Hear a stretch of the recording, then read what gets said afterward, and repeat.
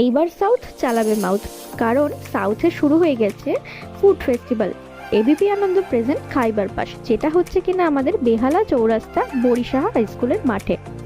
তো এখানে এসে প্রথমে দেখলাম প্রচুর ফুড স্টল বসেছে, যেমন ধরো তোমার মিত্র ক্যাফে, ডি বাপি, টার্কিশ আইসক্রিম, আরও অনেক কিছু আরবিক ফুড স্টলও ছিল।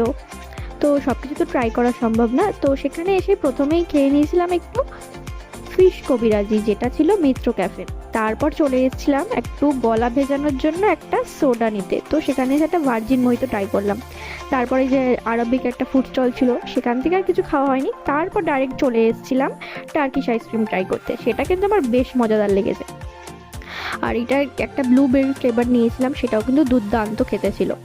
আর তারপরে আমরা একটুখানি চলে গেছিলাম মিষ্টির দোকানে, এটা ছিল বর্ধমান থেকে। বর্ধমানের এই মিষ্টির দোকান থেকে একটু মিষ্টি কিনে বাড়ির দিকে রওনা দিলাম।